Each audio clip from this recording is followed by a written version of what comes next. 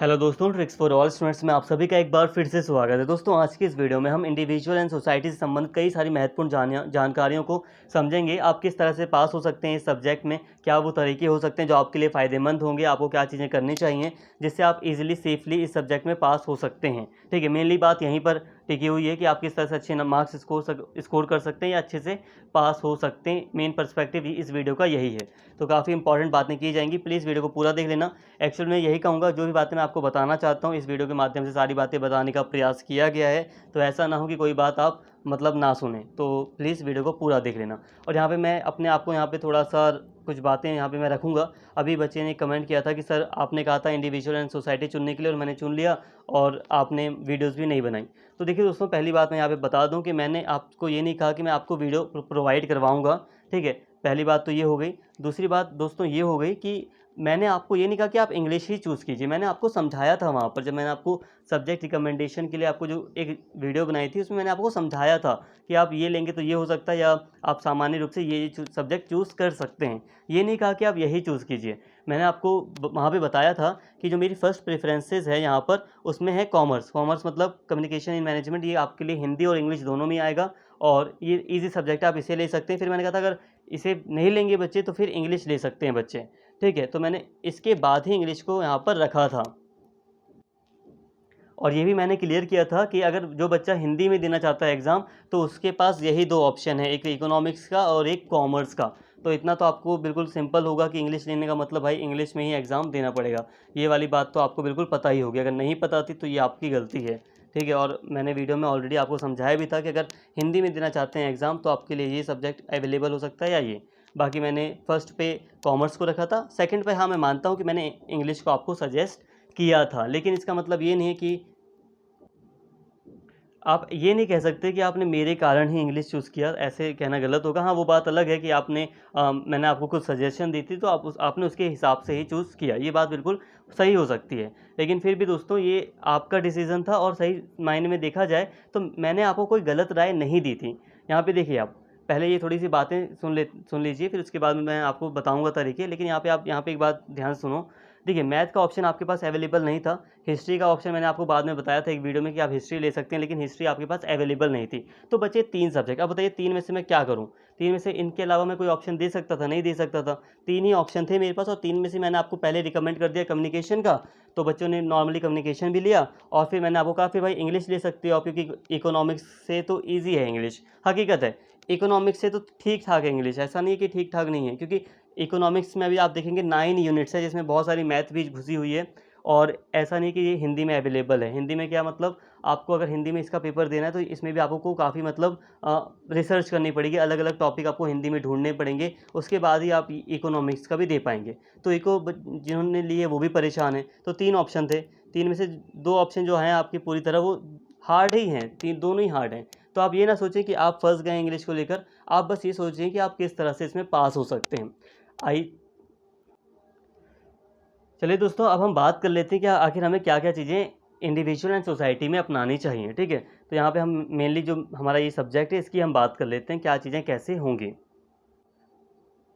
दोस्तों, यहाँ पे अगर हम बात करें तो आपको यहाँ पे अपना थोड़ा सिलेबस थोड़ा ध्यान से समझना पड़ेगा। आपको धीरे-धीरे करके इस सब्जेक्ट को अच्छे से याद करना है। देखिए, अगर हम बात करें यूनिट की तो मेनली 3 यूनिट में यहाँ पे आपके सिलेबस को बाँटा गया है। पहली, दूसरी और तीसरी। इसमें अगर आप ध्यान से देखेंगे तो जो पहली यूनिट है वो काफ़ी ज़्यादा आपके लिए ईज़ी है और मैं रिकमेंड करूँगा कि इसको आप पूरी तरह पढ़ें।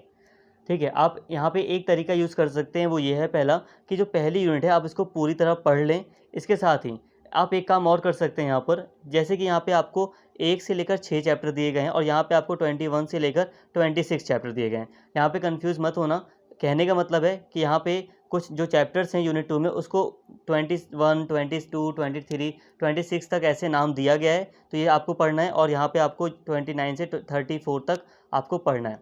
अब इसमें आप एक काम क्या कर सकते हो, एक ट्रिक आप यूज़ कर सकते हो कि हो सकता है कि 1 से लेकर 6 तक में हो सकता है एक चैप्टर ऐसा हो जो आपको ईज़ी ना लग रहा हो, जिसमें आपको दिक्कत हो रही हो। तो आप कोई भी एक चैप्टर को आप छोड़ सकते हो, कोई दिक्कत नहीं होगी, फ़र्क नहीं पड़ेगा। ठीक है। जैसे कि अब यहाँ से 21 से 26 में अगर बात करूँ, हो सकता है एक चैप्टर ऐसा हो जिसमें आपको लगे कि अब भाई बहुत डिफ़िकल्ट लग रहा है, ये मुझसे नहीं हो रहा, तो आप उसको छोड़ सकते हो, कोई फ़र्क नहीं पड़ेगा। तो कुल मिलाकर अगर हम बात करें तो इसमें देखिए जितने भी चैप्टर्स हैं उसमें नॉर्मली अगर हम बात करें हर यूनिट में आप 1 या 2 चैप्टर छोड़ सकते हो, उससे ज़्यादा फ़र्क, पहली बात फ़र्क पड़ेगा ही नहीं।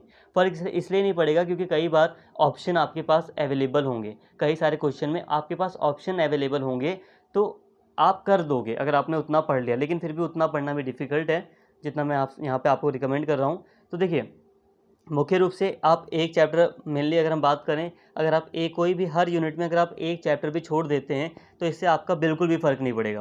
लेकिन यहाँ पे आप क्या स्ट्रैटेजी फॉलो कर सकते हैं, वो ये है कि आप यूनिट 1 आप अच्छे से कर सकते हैं। यूनिट 1 मैं रिकमेंड करूँगा सारे अच्छे से कर लो, बहुत ईजी कॉन्सेप्ट है इसमें। देखो यार, कास्ट एंड क्लास, कास्ट और क्लास का मतलब होता है जाति और वर्ग। जाति और वर्ग पॉलिटिकल साइंस के टॉपिक्स हैं, ऐसा नहीं कि ये पोयम है। तो यूनिट 1 में जो है वो आपकी कुछ टॉपिक बेस्ड है, स्पेशली पॉलिटिकल साइंस के टॉपिक्स आपको यूनिट 1 में पूरी तरह दिखेंगे। ग्लोबलाइजेशन और वायलेंस वगैरह वाला भी एक तरह से पूरी तरह पॉलिटिकल साइंस का ही टॉपिक है। लेकिन दिक्कत क्या है कि यहाँ पे अभी आपको पोएम्स वगैरह भी देखने को मिल जाएंगे, लेकिन कास्ट एंड क्लास वाले जितने भी आपको यहाँ पे चैप्टर्स दिख रहे हैं, इसमें आपको क्या है, इसमें यहाँ पे आपको टॉपिक्स देखने को मिल रहे हैं। जैसे कि यहाँ पे पहला है ज्योतिबा फूले का है, ज्योतिराव फूले का है यहाँ पे कास्ट लॉज। अब आपको कास्ट लॉज पढ़ना है यहाँ पर। अब आपको दोस्तों यही करना है, सिंपल सा। यहाँ पे आप, यहाँ पे जितनी भी चीज़ें हैं आप उसे आराम आराम से पढ़ सकते हैं। अगर आपने इंग्लिश सब्जेक्ट चूज़ किया तो बेसिकली आपकी इंग्लिश इतनी होगी कि आप टॉपिक को समझ सकते होंगे। ऐसा तो नहीं है कि आपको बिल्कुल ना समझ में आए। अगर नहीं समझ में आ रहा तो इसके लिए आप हेल्प ले सकते हैं। हेल्प कैसे ले सकते हैं, जैसे कि देखिए सबसे पहले आपको करना है टॉपिक को समझना है। टॉपिक को अगर आप खुद समझ पा रहे हो तो बहुत अच्छा है, नहीं समझ पा रहे हो, दिक्कत हो रही है, तो आप एक काम ये कर सकते हो कि आप यूट्यूब पर सर्च करोगे, आपको वीडियोस अवेलेबल मिलेंगी। मैंने खुद अभी सर्च किया, मैंने देखा कि ये वीडियोस पढ़ी है, एक यूट्यूबर की नहीं पढ़ी है। आप टॉपिक वाइज सर्च करोगे तो आपको 2 से 4 यूट्यूबर्स ऐसे मिल जाएंगे जिन्होंने कास्ट लॉज ज्योतिराव फूले के ऊपर वीडियो डाली है। तो आप वहाँ से कॉन्सेप्ट क्लियर कर लो अपना। कॉन्सेप्ट जब आपका क्लियर हो जाएगा तो एग्ज़ाम में अगर क्वेश्चन भी आता है तो वहाँ पर भी आप बनाकर लिख सकते हो इंग्लिश में। अगर आपकी इंग्लिश ठीक, देखो सिंपल सी बात है, अगर आपकी इंग्लिश ठीक ठाक है तभी आपने इंग्लिश का तो सब्जेक्ट चूज़ किया है।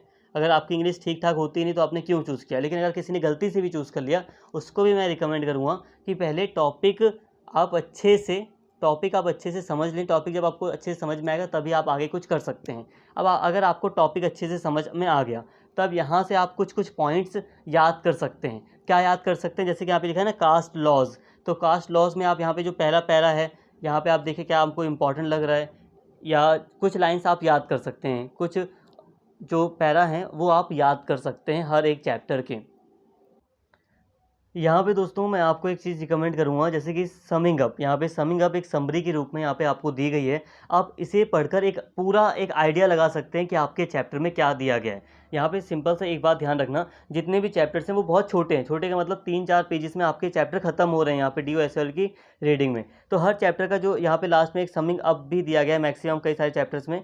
इससे आप पूरा आइडिया लगा सकते हैं कि आपके चैप्टर में क्या क्या बातें कही गई हैं। जैसे कि यहाँ पे लिखा है, this essay caste laws as you know is taken from the preface on to his book Gulamgiri. अब गुलामगिरी बुक लिखी गई थी ज्योतिराव फूले के द्वारा, तो उस उनकी बुक से ये कास्ट लॉज का टॉपिक लिया गया है, ऐसे लिया गया है। The essay is intended to make people aware of the debilitating effect of the caste system of on society. मतलब कास्ट सिस्टम किस तरह से, मतलब ये जो कास्ट सिस्टम है इसके पीछे का इंटेंट क्या रहा है, या किस तरह से ये शोषण कर रहा है, तो इसके बारे में लोगों को अवेयर कराने के लिए ये पूरी बातें इन्होंने लिखी हैं। The book was meant to raise awareness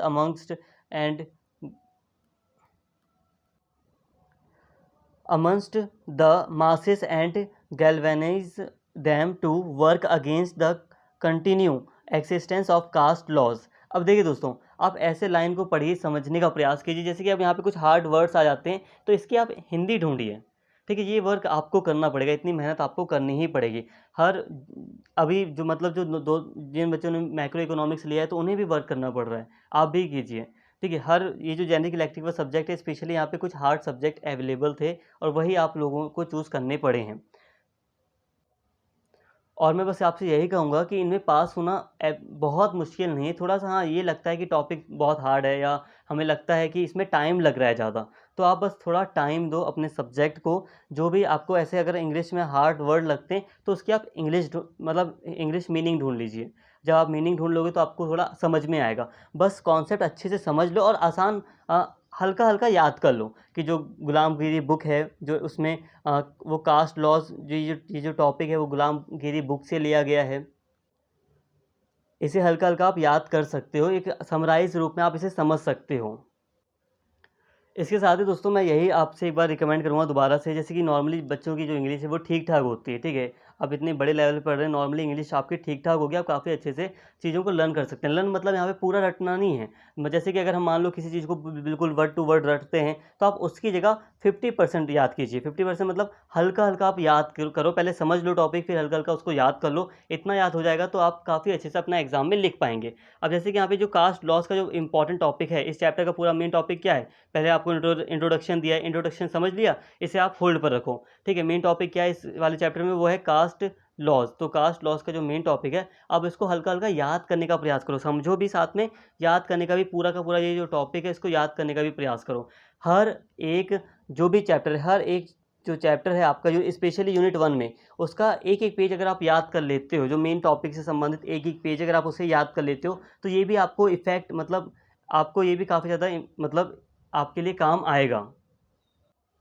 जैसे कि मान लो कि जूठन से कोई एक क्वेश्चन आ गया, ठीक है? वैसे तो बेसिकली आपको काफ़ी अच्छे से समझना है, और अगर आपको सारी बातें समझ में आ गई हैं, मतलब आपको देखिए, यहाँ पे दोबारा से मैं रिकमेंड करूँगा, पहले आपको क्या करना है, वीडियो वगैरह के थ्रू आपने टॉपिक हल्का-सा समझ लिया, ठीक है? और आपने टॉपिक वीडियो के द्वारा समझ लिया, जो भी अवेलेबल है वीडियोज़ यूट्यूब पर, उसके द्वारा आपने समझ लिया। साथ में आपको रीड भी करना है, DOSL की जो रीडिंग है, ये आपको रीड करना है एक बार। रीड करने से आपके माइंड में कई सारे वर्ड्स जाएँगे, और फिर रीड करने के बाद आपको याद भी करना है। याद आप सारा नहीं कर पाएँगे, लेकिन कुछ मेन चीज़ें आप याद कर सकते हैं, ये आपको खुद डिसाइड करनी है क्या चीज़ मेन है। इसके लिए मैं बता देता हूँ, जैसे कि मान लो ये जूठन का आपका एक टॉपिक है, चैप्टर है, ठीक है? अब ये जो जूठन का चैप्टर है, इसमें जो इंट्रोडक्शन का पोर्शन है, इसे बस आप पढ़ लें, हल्का-हल्का पढ़ लें, समझ लें आखिर इसमें क्या है इंट्रोडक्शन में। समझ लिया इसको आपने, ठीक है, कोई दिक्कत नहीं है। समझने के बाद अब ये जो मेन टॉपिक आ गया जूठन का, ये आप याद करने का प्रयास करें। याद ऐसा नहीं कि बिल्कुल आपको रटना ही है, याद हल्का-हल्का आपको याद करना है कि आपके माइंड में रहें ये वर्ड्स। और अगर कोई जूठन से कोई चैप्टर मतलब आ गया, कोई क्वेश्चन अगर आपका इस चैप्टर से आ गया, तो अगर आपको बिल्कुल एग्जैक्ट आंसर याद नहीं भी आ रहा है, लेकिन तब भी अगर आपने याद किया है, आपके माइंड में इसके इस स्टोरी के कुछ वर्ड्स आपके माइंड में हैं, तब आप वहाँ पर लिख पाएँगे। जो भी आपको पता है वो अगर वो सारा भी आप लिख देते हो, तब भी बहुत होता है, तब भी आपको मार्क्स मिलेंगे। तो आई होप आप मेरी बात समझ पा रहे हैं कि कभी-कभी हम एग्जैक्ट आंसर नहीं लिख पाते, तब भी ये चीज़ें हमारे लिए यूज़फुल होती हैं। अगर हम याद कर लेते हैं कुछ पैराग्राफ्स, कुछ टॉपिक्स, तो ये हमारे लिए यूज़फुल होती हैं, और हम उन क्वेश्चंस में लिख सकते हैं जो क्वेश्चन उससे संबंधित होगा, तब भी हमें मार्क्स मिलते हैं। तो ये चीज़ आप फॉलो कर सकते हो। तो दोस्तों बेसिकली अगर मैं बात करूँ तो यूनिट 1 में आपको बिल्कुल मुझे नहीं लगता कोई दिक्कत होगी, बिकॉज़ ये जो मतलब यहाँ पे जितनी भी चीज़ें हैं वो काफ़ी ज़्यादा बेसिक चीज़ें हैं। जो स्टोरीज़ हैं वो काफ़ी ज़्यादा बेसिक्स हैं, वो आपको अच्छे से समझ में आ जाएँगी, कॉन्सेप्ट क्लियर आपका हो जाएगा। बस यही कहूँगा, कॉन्सेप्ट क्लियर होने के बाद आपको याद भी करना है। लर्न आपको करना पड़ेगा, थोड़ा आपको टाइम देना पड़ेगा इसमें, तो जो कि आपके लिए यूज़फुल रहेगा। अब हम थोड़ा-सा सेकंड यूनिट की, थोड़ी-सी थर्ड यूनिट की बात कर लेते हैं। जैसे कि ना यहाँ पर यूनिट 2 से संबंधित एक चैप्टर है, रिटर्न फ्रॉम द सोम। अब यहाँ पे ये जो चैप्टर है, आप इसे देखिए। यहाँ पे इस चैप्टर को आप नाम के साथ, इनके यहाँ पे जो ऑथर हैं उनके साथ अगर आप इसे सर्च करेंगे यूट्यूब पर, तो आपको मिल जाएगा। इससे संबंधित जो भी वीडियो होगी वो आपको मिल जाएगी, तो आप वहाँ पर इसको समझ सकते हैं। पहले आपको यही काम करना है, इस जो भी चैप्टर है उसको अच्छे से समझना है, आखिर वो चैप्टर है क्या, और उससे संबंधित जो भी बातें अगर आप वो याद कर लेंगे, तो काफ़ी बेटर तरीके से आप एग्ज़ाम में लिख पाएँगे। ठीक है? तो ये चीज़ें आपको हेल्प करेंगी। तो यही है रिकमेंडेशन दोस्तों, कि आपको क्या करना है, जितने भी चैप्टर्स हैं आप वो समझ सकते हैं, यूट्यूब वगैरह पे वीडियोज़ अवेलेबल हैं। बहुत सारे बच्चे कहते हैं कि सर मुझे आपसे ही समझ में आता है, तो प्लीज़ दोस्तों यहाँ पे समझने का प्रयास कीजिए। मेरे लिए अभी पॉसिबल नहीं कि मैं आपके लिए वीडियोज़ ला पाऊँ। तो यहाँ पे जो भी वीडियोज़ आपके लिए अवेलेबल हैं, आप उन्हीं से समझिए टॉपिक को, आपको समझ में आएगा। थोड़ा-सा यहाँ पे वर्क करना पड़ेगा, लेकिन हो जाएगा, ये एग्ज़ाम भी आपका अच्छा जाएगा। बस आप थोड़ा-सा यहाँ पे मेहनत करो। मेहनत में आपको ये करना है कि पहले आपको टॉपिक समझना है, फिर वो टॉपिक अच्छे से याद भी करना है। याद तो करना पड़ेगा, यहाँ पे आपको रटना पड़ेगा। कुछ बातें आपको माइंड में बिठानी पड़ेंगी। देखिए मैक्सिमम बच्चों को दिक्कत नहीं होगी, क्योंकि मैक्सिमम जो बच्चे जिन्होंने चूज़ किया है वो इंग्लिश उनकी इतनी ठीक-ठाक होगी कि वो उन सारी बातें समझ सकते हैं और सारी बातें आसानी से याद कर सकते हैं। लेकिन कुछ बच्चे ऐसे हैं जो हो सकता है जिन्होंने गलती से चूज़ कर लिया हो, या जो नहीं जानते थे कि ये सब्जेक्ट थोड़ा हार्ड है, तो वैसे हार्ड नहीं है लेकिन थोड़ा यहाँ पे हमें वर्क करना पड़ रहा है। तो जो भी बच्चे हैं, तो आपको यहाँ पे घबराना नहीं है, थोड़ा-सा मेहनत करना है। आपको याद करना पड़ेगा, थोड़ा टाइम देना आपको पड़ेगा यहाँ पर। और यहाँ पे एक चीज़ ध्यान रखना, सभी चैप्टर्स को अच्छे से समझ कर जाएँ और एक बार रीड भी कर लें एसवेयर की रीडिंग से, ताकि आप सारी बातें समझ सकें, क्योंकि कई बार पोएम्स के रूप में भी क्वेश्चंस आते हैं, तो आप उसको कर पाएँगे। दोस्तों यहाँ पे हम एक क्वेश्चन पेपर को थोड़ा-सा देख लेते हैं, लेकिन यहाँ पे ये क्वेश्चन पेपर आपके लिए बहुत ज़्यादा यूज़फुल नहीं होगा। यहाँ पे आप बेसिक बातें समझ लीजिए। देखिए ये आपका जो सेकंड सेमेस्टर में सब्जेक्ट है, इसमें कई सारी बदलाव किए गए हैं। द इंडिविजुअल एंड सोसाइटी, ये जो आपका सब्जेक्ट है, इसमें कई सारे बदलाव किए गए हैं। सिलेबस थोड़ा आगे-पीछे किया गया है आपका। इसमें कुछ सिलेबस में जो भी मतलब चीज़ें थी, कुछ कट की गई हैं, कुछ चीज़ें ऐड की गई हैं। तो इसीलिए एग्जैक्ट एग्ज़ाम पैटर्न बता पाना काफ़ी डिफ़िकल्ट है। किस तरह के क्वेश्चन आएँगे एग्जैक्ट बता पाना थोड़ा डिफ़िकल्ट है, लेकिन फिर भी एग्ज़ाम में इतने क्वेश्चन होंगे जिसमें आपको थोड़ा ऑप्शन भी मिलेगा। जैसे कि मान लो आपको 2 ऑप्शन दे दिए गए और 2 में से आपको कोई एक करना हो, तो ऐसे में आप उसको कर सकते हैं जो आपको काफ़ी आसानी से आता हो। तो यहाँ पे यही कहूँगा आपसे मैं, मेनली फ़ोकस करो अपने चैप्टर पर, जो भी आपके चैप्टर्स हैं आप उसे ख़त्म करने का प्रयास करें। ऐसा नहीं कि पहले ही आप तीनों यूनिट को एक दिन में ही आप ख़त्म कर लो, 3 यूनिट एक दिन में ख़त्म नहीं होंगी, आप एक-एक करके सारी चीज़ें समझने का प्रयास करें। पहले आप यूनिट 1 को अच्छे से ख़त्म करें और फिर आप यूनिट 2 के जो चैप्टर्स हैं उन्हें अच्छे से ख़त्म करने का प्रयास करें। हो सकता है 1-2 चैप्टर आपको डिफ़िकल्ट लग रहा है यूनिट 2 में, यूनिट 1 में एक आध चैप्टर, तो आप उसे स्किप कर दें, उससे फ़र्क नहीं पड़ेगा आपका, ठीक है? और यूनिट फिर 3 के भी चैप्टर्स को आप पढ़ने का प्रयास करें। तो ये चीज़ें आपको हेल्प करेंगी। आप मेन फ़ोकस अपना सिलेबस पर रखो, बस आप याद करके जाइए, टॉपिक को समझ कर जाइए, आपका अच्छा जाएगा पेपर, आप कर लोगे वहाँ पर बैठ के। बस आपके माइंड में आप जो भी चीज़ें आपको पढ़ानी थी, मतलब सिलेबस जो था वो आपके माइंड में होना चाहिए। यहाँ पे आप इस क्वेश्चन पेपर को वैसे देख सकते हैं, लेकिन मैं एग्जैक्ट श्योर नहीं हूँ कि ये आपके सिलेबस पर पूरी तरह बेस्ड है, क्योंकि कई सारे जो चैप्टर्स हैं वो पहले एक दूसरे के सिलेबस पे हैं। जैसे कि यहाँ पे बहुत सारी जो पोएम की चीज़ें हैं, हो सकता है वो दूसरे सिलेबस पे बेस्ड हों, वो आप में मुश्किल है आएँ, और हो सकता है आएँ तो वो आपके सिलेबस के हिसाब से आएँ। इसके साथ ही यहाँ पे जो एक क्वेश्चन है, ये यहाँ पे देखिए, ऐसे क्वेश्चन आने के चांस ज़्यादा हैं, जैसे कि यहाँ पे लिखा है right short notes on any three. अब यहाँ पे लिखा 3 पर लिखना है आपको, तो ईजी है कितना। यहाँ पे आपको कितने ऑप्शन दिए गए, 5 ऑप्शन दिए गए हैं, 4 ऑप्शन दिए गए हैं, आपको 3 पर लिखना है, तो आप एक ऑप्शन छोड़ सकते हो। तो यहाँ पे आप वो ऑप्शन चूज़ कर सकते हो जो आपको अच्छे से आता हो। जैसे कि यहाँ पे discuss Phule's view on education in caste laws. तो आपने देखो, अब कई बार हो सकता है आपको एग्जैक्ट आंसर याद हो, लेकिन अगर आपने पढ़ रखा है तो भाई आपको आते ही होगा, लेकिन अगर आपको एग्जैक्ट नहीं भी याद है, तब भी आप वहाँ पर जो कुछ भी आपने पढ़ा है कास्ट लॉज के बारे में, वो वहाँ पर लिख कर आइए, छोड़ना मत बस कोई भी क्वेश्चन, ठीक है। और अगर आप वो एग्जैक्ट अगर नहीं लिख पा रहे, अगर आपने कास्ट लॉज के बारे में जो कुछ पढ़ा है वो भी अगर आप लिखते हैं, तो ये भी आपके लिए काफ़ी ज़्यादा यूज़फुल रहेगा। छोड़ना मत बस कोई भी क्वेश्चन, आपका एग्ज़ाम अच्छा जाएगा। मेन फोकस सिलेबस पर करना। आई होप ये वीडियो थोड़ी बहुत यूज़फुल रही हो आपके लिए। उम्मीद करता हूँ आपको वीडियो अच्छी लगी होगी। वीडियो पसंद आई हो तो प्लीज़ वीडियो को लाइक करें, शेयर करें और कमेंट करके अपना फीडबैक ज़रूर दें। Thank you.